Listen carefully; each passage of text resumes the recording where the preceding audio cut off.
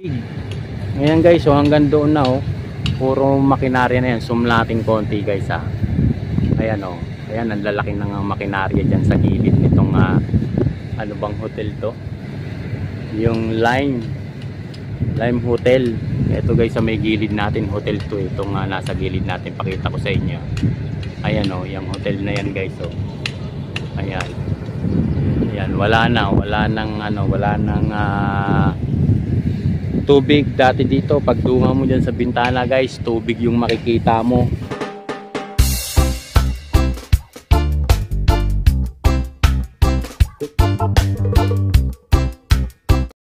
So yun guys, ito na yung reclamation area update lang natin. So meron ng mga sangkatutak na yung mga makinarya dito guys sa area na ito. Hanggang doon na yan sa may MOA guys. Ayan, nandun. Yan yung gilid ng MOA. Yung nakikita nyo na yan. Konti na lang po yung natatanaw dito. Dati ang lalim ng tubig dito guys at napapakinabangan ng ating mga kababayan. Pero ngayon, wala na. Puro na po buhangin. Puro na po makinarya. Ayan guys, so nagtatapon nga ng dun ng buhangin ngayon. Ayan oh. Puro makinarya na rito. Tapos ayun, nagbubuga ng buhangin dun guys. Ayan oh, yan. Zoom lang natin konti guys kung abot pa ng ayan oh. Kita nyo ba? Ayan, buhangin yan guys na ibinubuga. Ewan nyo kung saan yan pa yan ipapatong yung buhangin na yan. Bundok at disyerto na rito sa area natin na to.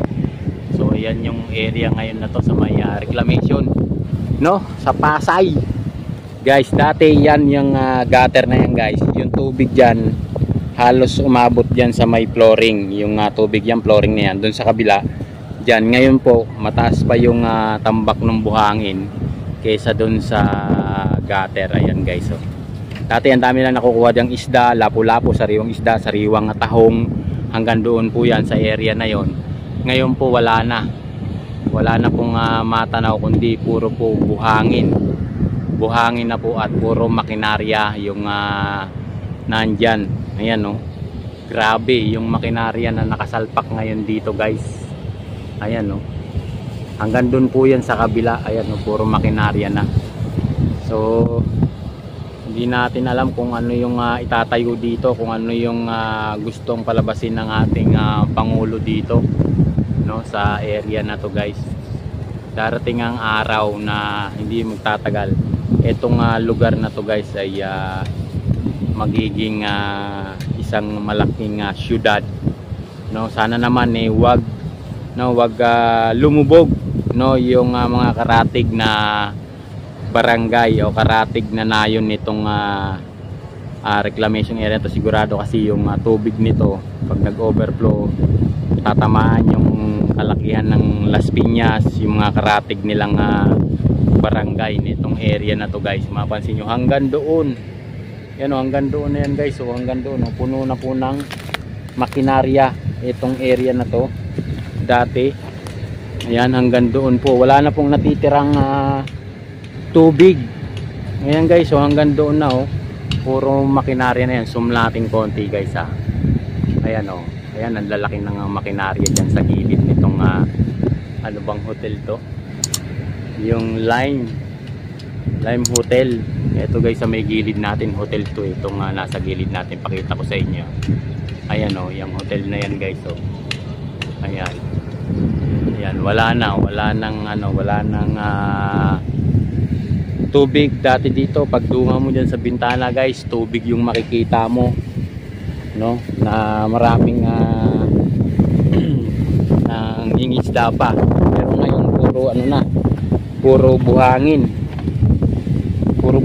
na po yung makikita nyo dito guys. Ayan patuloy pa rin yung pagtatambak ng buhangin dito guys. Ayun wala yung lugar. Zoom lang natin konti. Ayan oh. Buhangin yung ibinubulusok na naman ng isang makinarya. Tatlo pala yung nag-aano ng buhangin, nagbubuga guys. Ayun oh, sa may dulo. Yan yung Ayan no.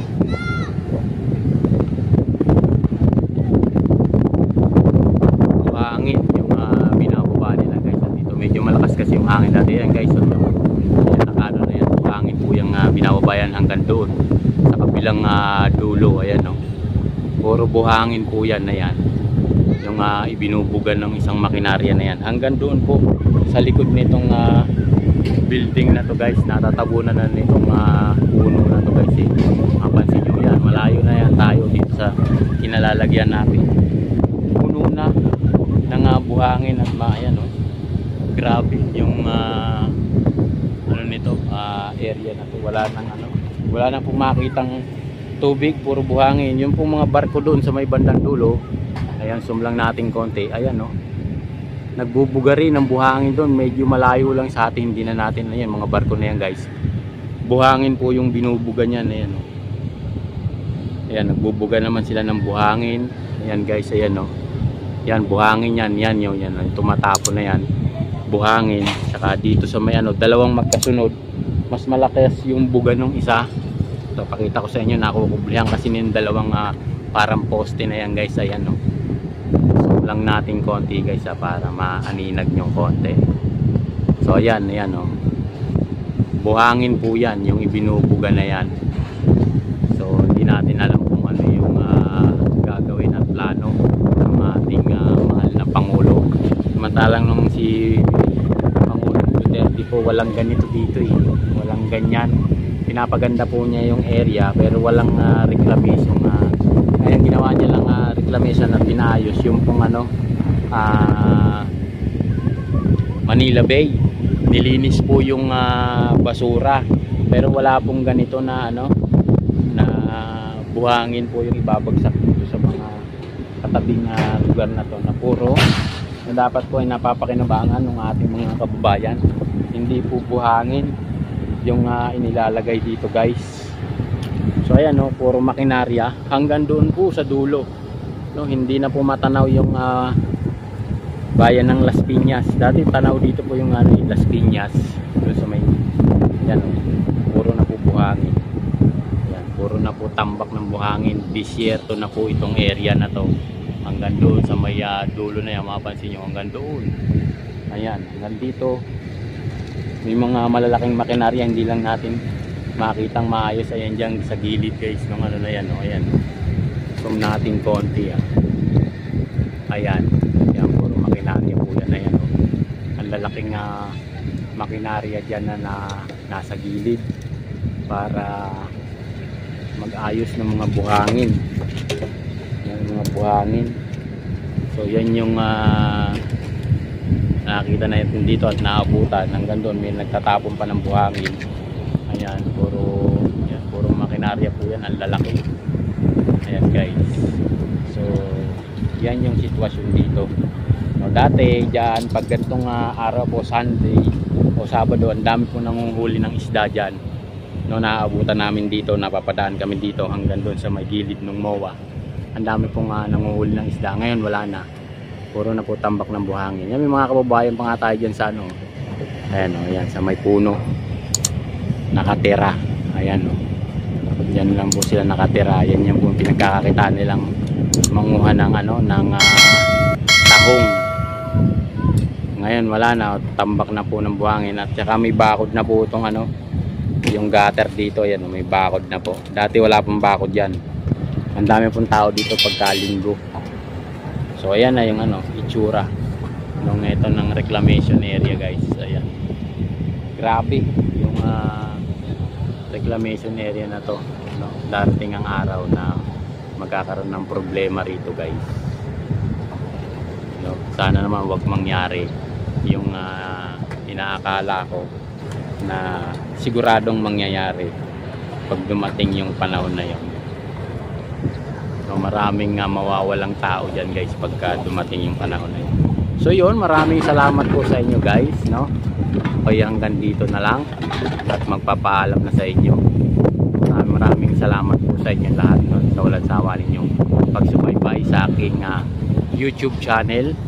Yan medyo mahangin po dito sa area na to guys. So yan, puno na ng puro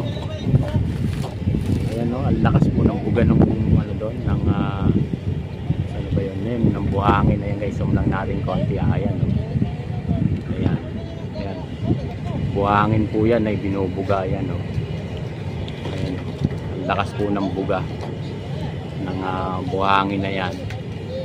Hindi natin, mas galing yan sa mga barko guys na nakatambay dyan, mga barko dyan. Yan ang lalaki ng mga makinarya nakatambay dito. Malayo na po yan sa area natin, kaya so yun, maraming salamat po sa inyo sa walang sawa ninyong pagsubaybay sa aking YouTube channel. Thank you very much po sa inyo. Bye bye.